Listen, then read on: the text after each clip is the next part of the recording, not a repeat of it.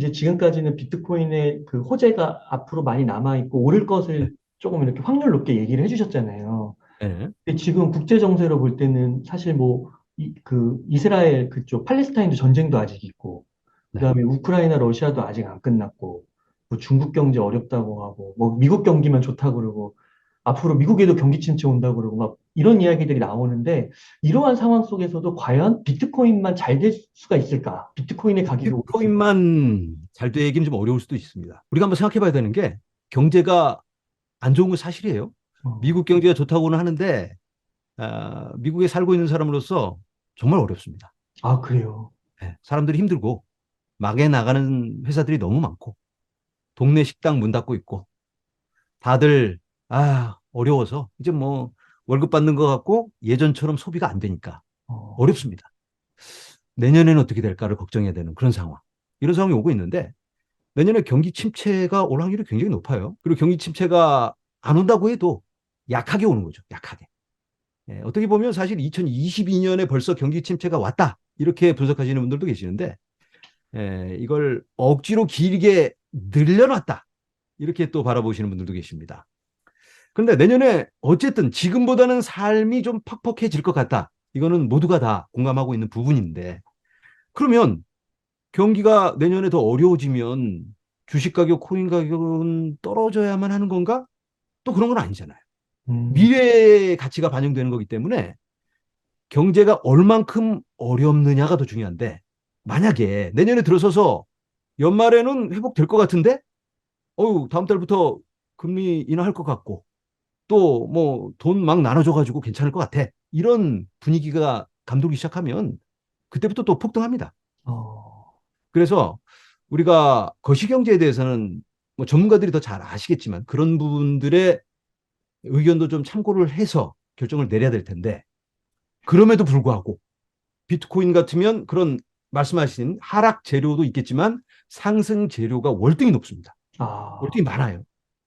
그렇다 보면 경우의 수를 따져봤을 때 경기 침체가 생각보다 좀 심하게 오고 좀 더 많이 꺼지면 비트코인 좀 더 하락을 하면 되는 거고 전체적인 경제가 살아나면서 주식 반등할 때 비트코인은 더 빠르게 더 높이 반등할 수가 있습니다. 그렇게 생각을 하면 훨씬 더 좋은 찬스가 되는 거죠. 그런데 경기 침체가 생각보다 좀 얕게 약하게 온다. 그러면은 비트코인은 그냥 잠깐 몇 번 쉬다가 그냥 달려가는 겁니다. 아, 그렇게 생각해 보면 훨씬 더 좋은 기회라고 볼 수 있는 거고 상대적으로 훨씬 더 방어적인 자산이 될 수 있겠다.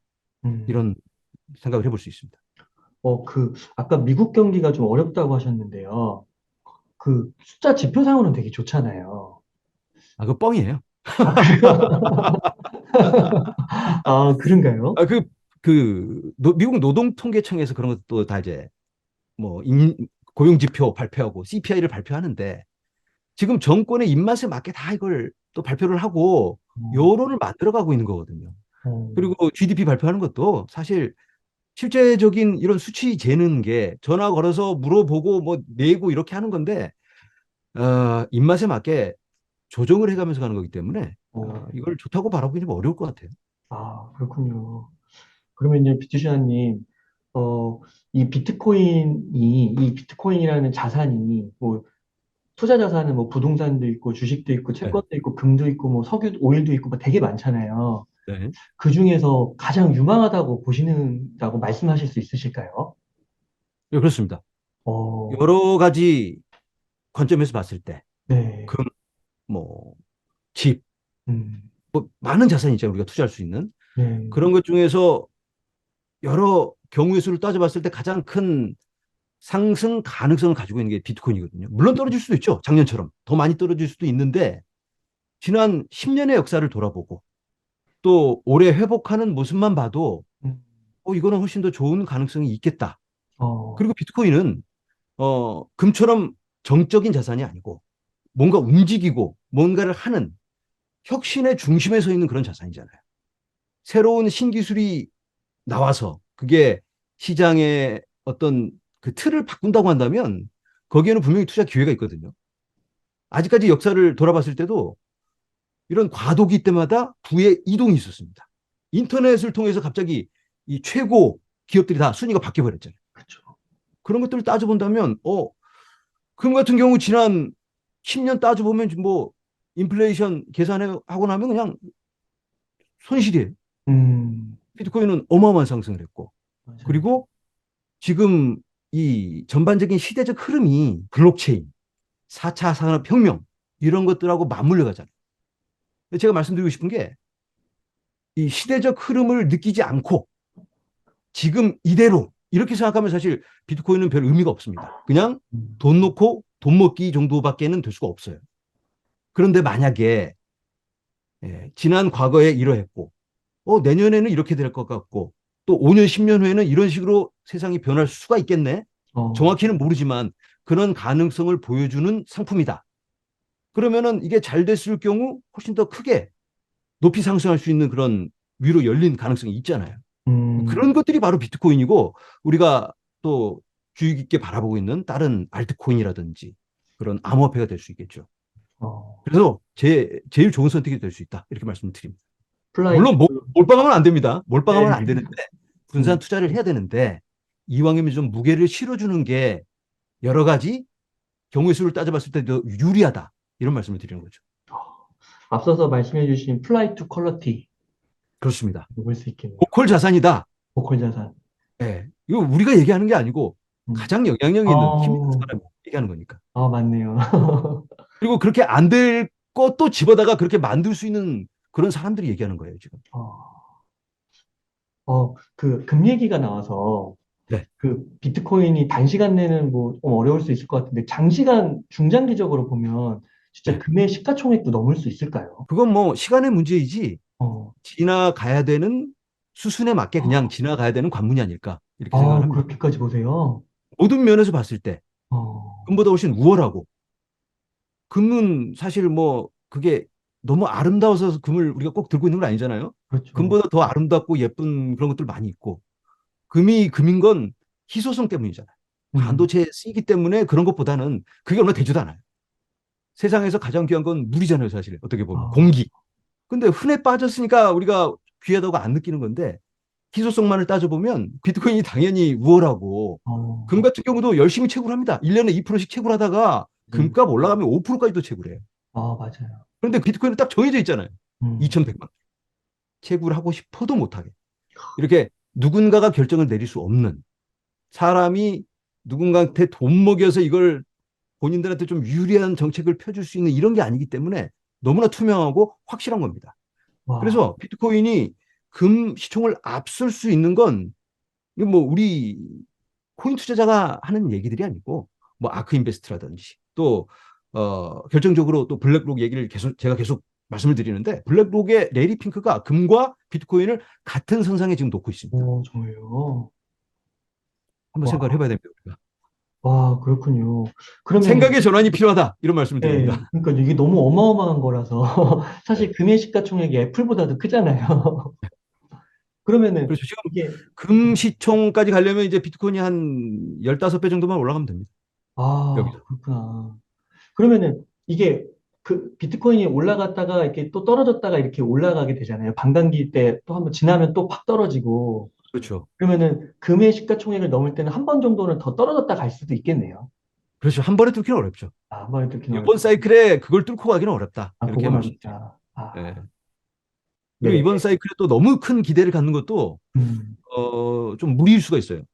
물론 이제 큰 기대를 우리가 갖고 투자를 하고는 있지만 적정 기대치를 갖고 뭐 금 시총까지 가면 좋겠다는 하지만 그 전에 분할로 목표가를 정해놓고 수익 실현을 하다가 음, 거기까지 가면 좋고 다 팔지는 말고 그렇게 그냥 쭉 가는 거죠. 그 다음은 그렇죠.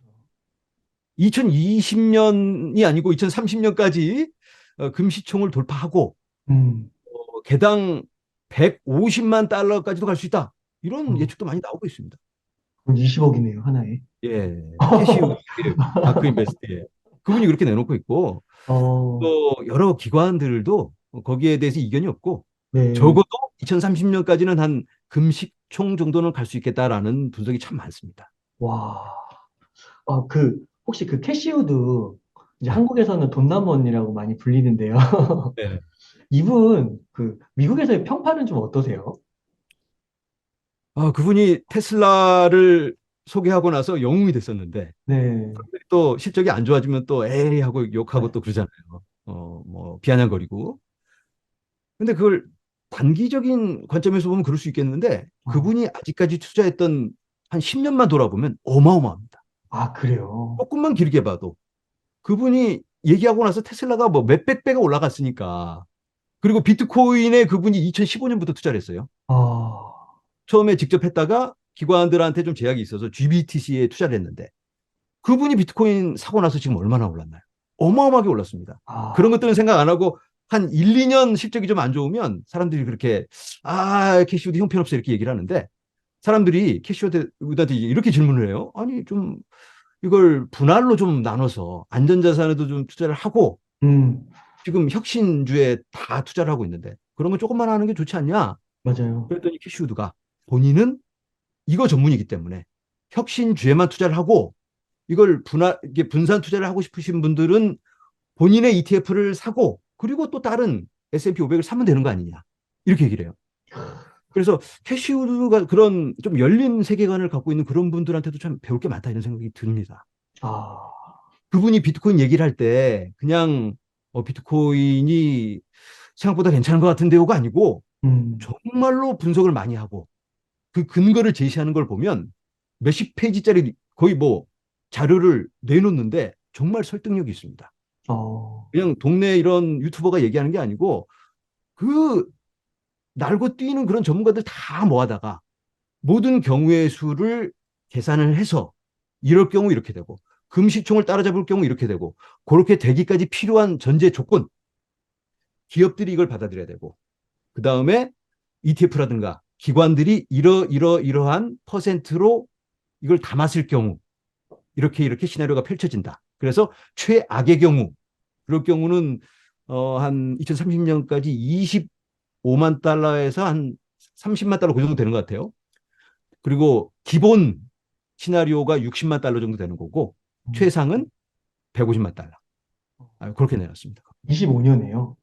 2030년에. 아, 30년에. 와, 아, 이게 그 비투시아님께서 해외에 계시고, 미국에 계시고, 또 영어도 자유로우시잖아요. 지난번에 보니까 마이클 세일러랑도 인터뷰 막 하시고, 되게 네. 너무 흥미진진하게 봤는데요. 아, 그래서 그런가 되게 제가 인터뷰를 꽤 그래도 많이 했는데, 네. 확실히 그 접해보지 못한 정보들 너무 많이 주시는 것 같아요. 아, 제가 뭐 미국에 살다 보니까 워낙 네. 오래 살았어요. 그래서 뭐 그 정도는 할 수 있어야 되는데 미국에 산 지가 벌써 36년입니다, 제가. 아, 그러시군요. 어, 그리고 이제 제가 또 미국에 있다 보니까 네. 아무래도 모든 뉴스를 그 미국 언론 음, 매체에서 접하고 또 제가 각 트위터 계정을 추적을 합니다. 그러다 보니까 조금 어, 남들보다 빠를 수는 있는데, 그러니까요. 그런데 한국에 계신 분들도 마찬가지로 예전에는 이런 정보의 흐름이 뉴스를 보고 미국 매체에서 말하는 그 뉴스를 가져다가 번역을 해서 내놓으면 그걸 유튜브에서 이야기를 하기도 했는데 요즘은 더 빠른 게 트위터예요. 아, 모든 기업들이라든가 인플루언서들, 영향력 있는 사람들, 레리 핑크 뭐 일론 머스크 이런 사람들도 트위터에다가 먼저 얘기를 합니다. 그러면 트위터 계정만 보고 있다가 그걸 받아서 그냥 가지고 와서 유튜브에서 얘기하면 세상에서 가장 빠른 정보가 되는 겁니다. 뭐 음, 제가 대단해서 그런 게 아니고 그런 요령이 있는 거죠. 한국에 계신 분들도 본인들이 관심 있는 그런 부분에 대해서는 트위터 계정 보고 그걸 바로 실시간으로 번역을 할 수 있는 거니까 한국어로 우리말로 번역을 하면 바로 볼 수 있으니까 그런 방법이 있는 것 같아요. 아, 저보다 더 빨리 접할 수 있는 그런 방법이. 아, 네, 또 좋은 소스 가르쳐 주셔서 감사드립니다. 네. 그 비투시아님 그러면은 지금 이제 비트코인 가격이 약간 며칠 동안은 계속 횡보를 하고 있잖아요. 네. 그럼 이런 기간 속에서도 그 막 블랙록이나 뭐 이런 큰 손들을 계속 주워 담고 있는 거라고 볼 수 있는 건가요? 그 비트코인, 사람들이 이제 주워 담는데 네, 이왕이면 저가에 담아야 되거든요. 네, 그래서 이 블록락도 사실 비트코인이 막 올라가는 건 원치 않아요. 근데 이걸 뭐 비밀로 등록을 안 해놓고 갑자기 ETF를 내놓을 수는 없잖아요. 음, 투명하게 공개되어야 되니까. 그래서 언론에서는 어쩔 수 없이 이야기는 하지만 속으로는 조금 더 사야 되는데 이런 음, 마음이 있겠죠. 그래서 계속해서 눌러가면서 언론 플레이를 하면서 이걸 같이 하는 그런 모습을 보여줍니다. 어, 사람들이 여러 그 의심을 하는 부분이 있는데 여러 그 규제 기관이라든가 언론 매체에서 가끔씩 그 공포 조작 뉴스 이런 것들이 나오고 소송 관련 또 게리 겐슬러라는 그 SEC 위원장이 있는데 네. 그 사람이 맨날 소송 걸고 ETF 승인 안 해주는 그 사람 게리 네. 겐슬러 이 사람한테도 뭐 블랙록이 전화 때리고 있는 거 아닌가. 어, 야야 아직 시간 안 됐어 조금 더 눌러 이렇게 아, 그래야지 좀 매수를 하니까. 왜냐하면 블랙록 같은 기관이 한꺼번에 그걸 다 매수할 수가 없습니다. 왜냐하면 사다가 가격이 올라가면 큰일 나요. 음, 싸게 사야 되는데. 그래서 긴 시간 동안 매집을 해올 수밖에 없습니다. 뭐 몇 달간의 그 많은 비트코인을 몰 수도 없고 수년에 걸쳐서 모아야 되는 거예요. 어, 그런 여러 가지 정황이 포착이 됩니다. 2020년에 막 욕할 때 보면은 JP 모건 같은 경우는 2017년부터 그래왔어요. 비트코인 사기다 그래놓고 몇 달 후에 유럽에 있는 자회사에서 비트코인을 매집을 하고 아, 이런 모습들이 그래요? 계속 포착이 됩니다. 와, 레리 핑크도 그렇구나. 마찬가지고. 그래서 그런 기관들이 움직일 때는 비트코인 가격을 눌러가면서 매집을 한다. 그리고 비트코인 사실 내년에 만약에 승인이 된다고 해도 음, 미리 또 오르면 안 돼요. 왜냐하면 블랙록에서 영업을 해야 될 거예요. 영업해서 회장님 비트코인에 투자를 하셔야 됩니다. 딱 이렇게 얘기를 했는데 회장님이 투자를 했는데 고점에서 사가지고 그냥 손실 보면 블랙록 체면이 말이 아닙니다. 그렇죠. 그래서 여러 회장님들이 ETF를 사고 나서 좀 재미를 봐야지 역시 블랙록이네 이럴 거 아니에요. 어, 그래서 내년에 상승도 어느 정도는 갈 수 있겠지만 한번 눌러가면서 회장님들이 또 여러 기업들이 블랙록의 고객들이 좀 들어와서 좀 재미를 볼 수 있게 해주는 그런 상황이 펼쳐지지 않을까 그런 음. 예상을 해볼 수 있을 것 같아요. 그러면은 지금 현 상태에서도 막 블랙록이나 JP 모건이나 이런 기관들은 비트코인을 꽤 갖고 있다고 봐야 되는 거네요. 그렇게 볼 수 있죠. 오, 매집을 해야지. 왜냐하면 ETF 신청을 했다는 건 어, 그만큼 비트코인 현물을 갖고 있어야 된다는 얘기거든요. 그렇죠. 그러면 이제 승이 떨어지면 그때 가서 좀 살까 하면은 이 블랙록보다 먼저 살려고 다 우리 개미들도 막 눈치 보고 있는데 그렇군요. 미리 다 사놨죠 다. 근데 다 살 수는 없으니까 지속적으로 계속 사고 앞으로도 살 거고 계속 살 수밖에 없다. 그렇지만 아직 벌써 많이 사놨다는 건 뭐 알 수 있는 거죠. 음, 지난 상승장도 하락장도 경험하시고 상승장도 경험하신 거죠. 네네. 이렇게 약간 횡보하는 기간이 그때도 존재했었던 거죠. 그렇죠. 언제나 존재합니다. 아, 사실 지금 같은 경우는 회복세가 굉장히 강하면서 희망을 심어주고 있거든요. 제 개인적인 생각은 이제는 상승장의 시작이다. 이렇게 어, 말씀을 드려요. 앞으로 더 떨어질 수도 있습니다. 심한 하락이 올 수도 있습니다. 마치 2020년에 비트코인 반감기를 남겨놓고 몇 달 안 남겨놓고 코로나가 터지는 바람에 무지막지한 폭락이 왔어요. 그때 음, 비트코인이 9천 달러였는데 3,800달러까지 떨어졌습니다. 아, 30분 만에. 진짜요? 제가 그때 그걸 이 핸드폰을 보고 있는데 이렇게 뭐 하다가 밥 먹고 보고 있는데 미친 듯이 떨어지는 거예요. 그래서 어, 보는데 막 이거 와 이거 뭐 저도 보면서도 이게 실화야. 어, 현장을 보는데 눈앞에서 막 1초에 1,000달러씩 떨어지고 있는데 30분 만에 딱 반토막이 넘게 떨어지는 그 이제 상황을 보고 있는데 제가 와 완전히 그때 그냥 녹아서 없어지는 줄 알았어요 비트코인. 음, 저도 야 이거 비트코인 이러다가 그냥 1달러 되나 이거? 어, 와 그때 지금 사야 되는 거 아니야라는 생각이 드는데 그럴 수도 없는 상황이에요. 이걸 살려고 뭐 록이나 시간도 없습니다 그때. 그런 상황도 펼쳐질 수가 있는 겁니다. 그런 거 이제 블랙스완이라고도 하잖아요. 평상시에는 거의 일어날 수 없는 상황들, 예기치 못한 상황들. 그런 상황이 앞으로도 올 수 있습니다. 그럼에도 불구하고 지금은 상승장은 시작되었다. 이렇게 말씀을 드리는 겁니다.